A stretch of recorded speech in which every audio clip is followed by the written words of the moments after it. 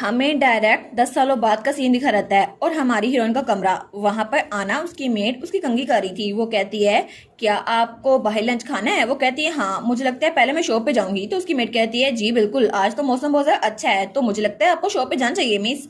और तब हमारी हीरोइन कहती है ठीक है लेकिन मुझे जरा वक्त जाया नहीं करना, तो अगर तुम्हें कुछ खरीदना है तो मुझे बता देना। वो कहती है जी बिल्कुल, हमारी मिस तो बहुत ज्यादा स्मार्ट है, कोई भी उनके साथ पंगा नहीं ले सकता। और तब हमें हमारी हीरोइन दिखा जाती है एलिस, जो कि उस वक्त 17 साल की हो चुकी थी और वो तो बहुत ज्यादा प्यारी थी और उसके बाल भी लंबे हो गए थे। तो वो कहती है ठीक है अब बाहर चलते हैं। और तब वो हमें बताती है उस स्प्रिंग के बाद जब एडविन और इवान चले गए, ये 10 स्प्रिंग गुजर चुके हैं और तब तक जंग वो जारी रही। और ये जंग पूरी हिस्ट्री की सबसे ज्यादा लंबी जंग थी और अभी तक हमें ये खबर नहीं मिली कि ये जारी है या खत्म हो गई है, क्योंकि 10 साल गुजर गए हैं लेकिन मैंने एडविन और इवान को नहीं देखा। तो वहाँ हालवे से गुजर रही थी अपनी मेट आना के साथ, लेकिन तभी वहां से 2 मेट्स आती हैं और जब उसको देखती हैं तो वो डर जाती हैं और तभी वो चुपके से डरते हुए वहां से भाग जाती हैं। तो हमन कहती है क्या ये मुझे इग्नोर कर गई हैं? लेकिन तब वो बताती है शायद इसलिए क्योंकि फैमिली का हेड यहाँ पर नहीं है, जो कि ड्यूक इस्तबान थे और इनको यही लगता है कि मैं एक कातिल की बेटी हूँ, जो कि मेरी मॉम करीना थी। लेकिन अब तो वो यहाँ पर नहीं है ना, फिर भी ये लोग मुझे ऐसे ट्रीट करते हैं। और तब वो लोग वहाँ टाउन में आ चुके थे जहाँ पर बहुत सारे लोग थे और हमारी हीरोइन कुछ खाते हुए वहाँ जा रही थी। वो कहती है कितने साल हो गए ना, लेकिन मुझे ये नहीं पता कि जब ड्यूक वापस आएंगे तो मेरा क्या होगा, इसलिए मैंने पैसे बचाना शुरू कर दिए और उस पैसों से मैंने ड्यूक की फैमिली के एक्स शेफ को अपने लिए रखा और एक बेकरी की दुकान खोली। और उसके बाद मैंने उसको रेसिपीज बताई जो मुझे अपनी पुरानी लाइफ में पता थी और फिर से हमने ये बेकरी का काम शुरू कर दिया और ये तो बहुत ज्यादा सक्सेसफुल रहा। और तब वो बेकरी के सामने पहुंच चुकी थी। वो कहती है देखा मेरी दुकान की जरा परफेक्ट है और वहाँ अंदर बहुत किस्म की मिठाइयां पड़ी हुई थी। तो तब वो दरवाजा खोल के आती है। वो कहती है ये ग्रेट बिल्डिंग, ये मेरी बेकरी है और यहाँ पर बहुत सारे कस्टमर आए हुए हैं। तभी वहाँ पे शेफ उसको देखती है। वो कहती है ओ माई गॉड बॉस, आप यहाँ पर आ गई और बॉस और आना आप लोग यहाँ पर आ जाएं। तो वो कहती है डैनी क्या आज सेल्स अच्छी थी? वो कहती है जी बिल्कुल, आज तो सेल्स बहुत ही ज्यादा अच्छी थी, हमें बहुत ज्यादा प्रॉफिट हुआ है। और वो थी ड्यूक की फैमिली की एस शेफ डैनी। तो उसके पास आकर कहती है अच्छा तो इसका मतलब है हम लोग अमीर होने वाले हैं ना? वो कहती है जी बिल्कुल, आखिर आप अमीर कैसे नहीं हो सकती, आपकी रेसिपीज तो बहुत ज्यादा जबरदस्त हैं। वो कहती है फिर जब ड्यूक वापस आएंगे ना उनको ये तो नहीं लगेगा मैंने उनका एम्प्लॉय चुरा लिया है। तो तब आना कहती है नहीं ऐसा नहीं हो सकता। और तब उसके सामने एक मैक्रोन था। तो शेफ कहती है अब आप यहाँ पर आई गई हैं तो इसको टेस्ट करें, आपकी रेसिपी के मुताबिक मैंने बनाया है। तो हमारी हीरोइन तो आराम से खा रही थी, लेकिन अभी दरवाजा खुलता है और वहां पे कोई आता है। तो हमारी लिस्ट वहां पर देखती है। वो कहती है क्या ये फिर से आ गया? और वहां पे था हमारा मिकाइल जिसके पास एक बॉक्स था और तब तक वो भी डॉक्टर बन चुका था। वो कहता है मैंने तुम्हें कहा था ना ज्यादा मीठा ना खाया करो अगर तुम्हारी सेहत खराब हो गई तो। और तब वो लोग इकट्ठे एक टेबल पे बैठ गए थे और मिकाइल के सामने जो केक और कॉफी पड़ी थी उसको हाथ भी नहीं लगा रहा था और हमारी हीरोइन तो खाई जाती। वो स्ट्रॉबेरी निकालती है, कहती है मिकाइल देखो ना ये बहुत ज्यादा स्वीट है, इसको टेस्ट करो। लेकिन मिकाइल तो थोड़ा सा गुस्से में था जैसे वो पहले था। तो वो कहती है क्या हुआ तुम नहीं खा रहे, क्या तुम्हें स्ट्रॉबेरीज पसंद नहीं है? वो कहता है नहीं तुम इसको खा सकती हो। तो फिर वो कहता है लेकिन तुम ऐसे कपड़े पहन के बाहर क्यों आ गए, कितने जरा पतले कपड़े हैं ना, तुम्हें ठंड लग जाएगी। वो कहती है क्या मतलब पतले हैं, आज तो गर्मी है ना। तो वो कहता है मैं तुम्हें कहा भी था कि जरासीमों के खिलाफ तुम जीत नहीं सकती और वैसे भी तुम तो एक चूंटी से भी ज्यादा कमजोर हो, तुम तो बीमार हो जाती हो और 2 मिनट तुम्हें अकेला छोड़ू ना तुम बीमार हो जाओगी। वो कहती है हाँ मैं समझ गई डॉक्टर। और तब हमें बताती है मिकाइल वो भी एक डॉक्टर बन गया बिल्कुल इवान की तरह और तब से लेकर अब तक इवान की जगह वो मेरा पर्सनल डॉक्टर है और वो मेरे लिए बहुत ज्यादा और प्रोडक्टिव है। लेकिन वो उसे कहती है सॉरी अच्छा मैं दोबारा ऐसे नहीं करूंगी। और वो सोचती है इवान हर वक्त मुझे डांटता रहता था, लेकिन मुझे लगता है कि मिकाइल तो उससे भी 2 हाथ आगे है क्योंकि उसकी होली पावर कुछ ज्यादा ही है और वो मेरे लिए बहुत ज्यादा फिक्रमंद है क्योंकि वो नहीं चाहता मैं बीमार हूँ और इसलिए मैं बहुत ज्यादा प्राउड हूँ कि वो मेरी देखभाल करता है। तो तब वो उसको एक शॉल देता है। वो कहता है इसको ले लो भाई बहुत ज्यादा ठंड है। वो कहती है क्या लेकिन तुम इसको लेके क्यों आए हो, क्या तुम मुझे देने के लिए लेके आए थे? वो कहता है नहीं लेनी तो मुझे वापस कर दो, मैंने तो वैसे ही रैंडमली कोई चूज कर ली। वो कहती है अच्छा तो क्या सच में तुम मुझे दे रहे हो? तो तब हाथ आगे बढ़ाता कहता है नहीं लेनी तो वापस दे दो। और तब वो ब्लश कर रहा था। तो हमारी उसको देखती है और उसको वापस दे देती है। वो कहती है ठीक है अगर मुझे नहीं देनी थी तो दी क्यों थी? वो कहता है तुम तो बहुत अनोइंग हो। और तब वो लोग बाहर आ चुके थे और वहां पर एक ट्री था जिसके नीचे कुछ पत्थर पड़े हुए थे। तो वो कहता है तुम्हें सच में लगता है ये काम करेगा? तो हमान कहती है नहीं मुझे उम्मीद नहीं छोड़नी चाहिए और मैं ये करूंगी।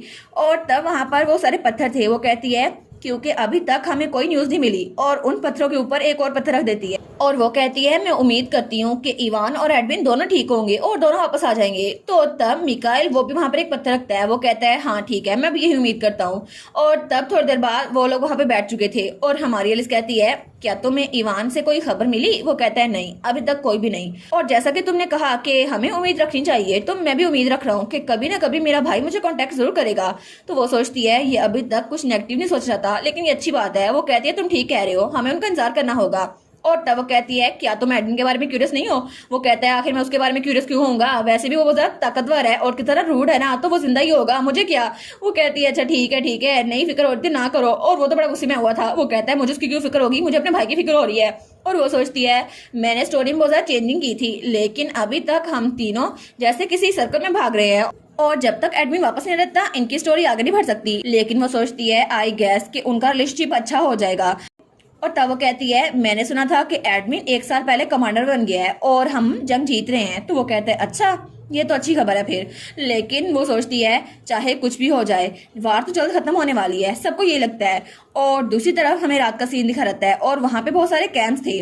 तभी वहां पर उस कैंप में आता है ड्यूक इस्तान और तब वहां जाके चेयर पर बैठ जाता है। वो कहता है फाइनली जंग खत्म तो हुई।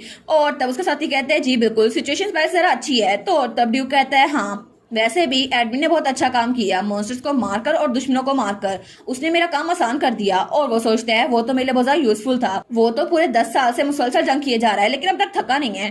तो तब ड्यूक इस्तान कहता है वो लड़की क्या नाम था उसका, एलिस, वो कितने साल की हो गई है? तो उसका साथी कहता है 17 साल की। ड्यूक वो 17 साल की हो चुकी है। तो ड्यूक कहता है अच्छा, तो मुझे लगता है वो बड़ी हो गई है, तो ये परफेक्ट टाइमिंग है। ठीक है तो जल्दी करो, जब हम वहां पे पहुंचेंगे ना तो सबसे पहले मुझे एम्पीरियल पैलेस जाना है ताकि मैं एम्पर को बता सकूं कि वो अब एडल्ट बन चुकी है। और तब सीन चेंज होता है और हमें अगले दिन का सीन दिखा रहता है जब हमारी हीरोइन के कमरे में न्यूज़पेपर आता है। वो कहती है मुझे लगता है इस बार भी कुछ स्पेशल नहीं होगा। तो आना कहती है आप एक बार खबर देख तो लें। तो जब वो वहां पर देखती है वो कहती है क्या, क्योंकि वहां पर लिखा था जंग खत्म हो गई है। वो दोनों कहती है सरप्राइज, ये तो सच में जंग खत्म हो गई है। और वहां पे लिखा था 2 दिन बाद सब लोग एम्पीरियल आर्मी के साथ वहां पर आएंगे और तब वहां पे बैकविट होगा। वो कहती है सच में, इसका मतलब है कि मैं एडविन को दोबारा देख सकूंगी। और वो तो बड़ी खुश हो गई थी। तब वो बाहर निकल के देखती है तो हर किसी को ये खबर मिल चुकी थी। वो कहती है वाओ, सब लोग बहुत ज्यादा खुश है और हर कोई वहां पे खुशी मना रहा था। वो तो एक दूसरे के गले मिल रहे थे। वो कहते हैं फाइनली 10 सालों बाद ये जंग खत्म हो गई। और तभी वहां पे कोई चिल्ला कहता है आज हमारे स्टोर पर डिस्काउंट में फ्रूट मिलेंगे। दूसरा कहता है हमारे स्टोर पे आइए, आपको फ्री अल्कोहल मिलेगी। तो सब लोग वहां सेलिब्रेट कर रहे थे। तो हमान कहती है ठीक है, तो मैं भी बस एग्री कर रही हूँ। यहाँ पर आज हमारे स्टोर में फ्री में ब्रेड मिलेगा, जिसको जो ब्रेड खाना है आराम से खा लेना। और उसके बाद सीन चल होता है और हमें रात के वक्त वही टावर दिखा रहता है जहाँ पे एडविन कैद था। तो हमारी एलिस वहां पर जा रही थी लेकिन बहुत ज्यादा थक गई थी। वो कहती है मैं कितने अरसे बाद यहाँ पर आई हूँ ना, और ये सीढ़ियां तो खत्म होने का नाम ही ले रही, मैं तो बहुत ज्यादा थक गई हूँ। लेकिन तभी वो उस कमरे के बाहर पहुंच चुकी थी। वो कहती है फिर भी ये सरप्राइज है, ये बिल्कुल उस वक्त की तरह जब मैं पहली बार यहाँ पर आई थी, हालांकि उस वक्त भी ऐसा ही मौसम था। और तब वहां पर देखती है वो सोचती है क्योंकि मैं सो नहीं सकी और मुझे ये जगह याद आ गई क्योंकि पहली बार मैं एडमिन से यहीं पर मिली थी और हमने इकट्ठे बहुत सारा टाइम गुजारा था। लेकिन बाद में ओरिजिनल नॉवल में एलिस तो मर चुकी थी ना। तो तब वहां पर नीचे बैठ जाती है। वो कहती है लेकिन फिर भी कल तो मेरी 17th बर्थडे होने वाली है ना, और उसके मुताबिक तो ओरिजिनल एलिस तो 17 साल की उम्र में मर गई थी और मैं तो किसी स्टूपिड हूं ना। मुझे यहाँ पर आके ये चादर नहीं बिछानी चाहिए थी, मुझे अपने बेड पे सोना चाहिए था। लेकिन तब वो खिड़की को देखती है और वहां से रोशनी आ रही थी और वो चेज जिसको एडविन ने तोड़ा था वो ऐसे की वैसी पड़ी थी। वो सोचती है एडविन आखिर क्यों तुम बैटलफील्ड में क्यों चले गए, तुमने मुझे बताया भी नहीं। लेकिन तभी वहां पर कोई आता है, वो कहता है ये सच नहीं है। तो वो कहती है कि हाँ अभी यहाँ पर कौन आ गया, और वो तो मैं डर गई थी। वो कहती है कौन हो तुम। तो तभी वो आदमी वो आगे की तरफ आता है और तब वो अपना चोकर उतारते हैं। तो वो था हमारा एडविन जो कि पहले जरा हैंडसम हो गया था। तो हमारी लिस्ट कहती है एडविन, और वो तो बहुत ज्यादा शौक थी। तो वो सोचती है असल में एडमिन तो यहाँ पर आया था एलिस को मारने के लिए। लेकिन तब वो बहुत ज्यादा डर जाती है। वो सोचती है क्या ये मुझे दोबारा से मारने वाला है। लेकिन फिर वो खड़ी होती है। वो कहती है नहीं ऐसा नहीं हो सकता। और तब वो एडमिन के पास आती है। वो कहती है सच में क्या ये एडमिन ही है, और उसके चेहरे की तरफ हाथ बढ़ाती है। तो एडमिन अपनी आंखें बंद कर लेता है। वो कहती है ये सच है ना। तो तब एडमिन कहता है हाँ बिल्कुल एलिस, मैं जिंदा वापस आ चुका हूँ। वो कहती है लेकिन तुमने तो 2 दिन बाद नहीं आना था। वो कहता है नहीं मैं जल्दी आ गया क्योंकि मैं तुम्हें बहुत ज्यादा मिस करा था एलिस। तो तब उसने उसका हाथ पकड़ लिया था तो हमारी हीरोइन कहती है लेकिन तुम्हें पता कैसे चला कि मैं यहाँ पर हूँ? तो वो कुछ नहीं बोलता। तो हमारी हीरोइन सोचती है देखा ये फिर से जवाब नहीं दे रहा, ये तो बिल्कुल सेम है। तो तब वो हमारी हीरोइन की तरफ देखते हैं तो हमारी हीरोइन स्माइल करती है, वो कहती है मैंने भी तुम्हें बहुत ज्यादा मिस किया, वेलकम बैक एडमिन। और वो सोचती है बस ये मुझसे नफरत ना करे। तो एडमिन की तरफ देखते हैं और तब वो जाने लगती है, वो कहती है तुम तो पता थके होगे ना, यहाँ बैठो आराम करो और थोड़ा सा ब्रेक ले लो।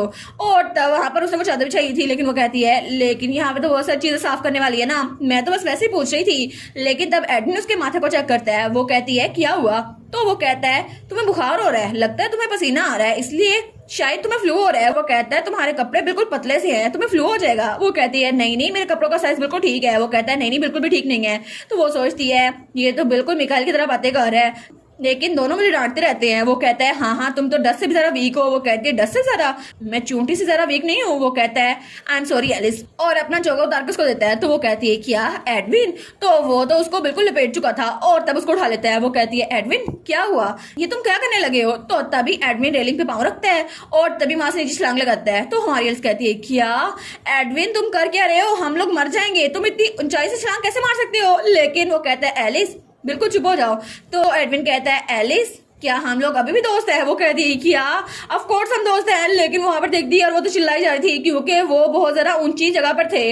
लेकिन तभी एडविन आराम से नीचे लैंड हो जाता है और तब वो हमारी हीरोइन को देखता है, वो कहता है हम लोग पहुंच गए। लेकिन जब एलिस को देखता है तो एलिस वो तो बेहोश हो चुकी थी और उसकी जान तो उसकी बॉडी से निकल रही थी। वो कहती है इतनी ऊंचाई से मुझे गिराया, अब मैं बेहोश भी नहीं हो सकती। और इसी के साथ ये वाला पार्ट यहीं पर ख़त्म। तो आप लोग बताइएगा आप लोग को ये पार्ट कैसा लगा, और वीडियो को लाइक और चैनल को सब्सक्राइब लाजमी कीजिएगा। बाकी वीडियोस का लिंक भी स्क्रीन पर नज़र आ रहा होगा, तो काइंडली उनको भी चेकआउट कर ले। और thank you so much for watching my videos. Stay safe, bye bye.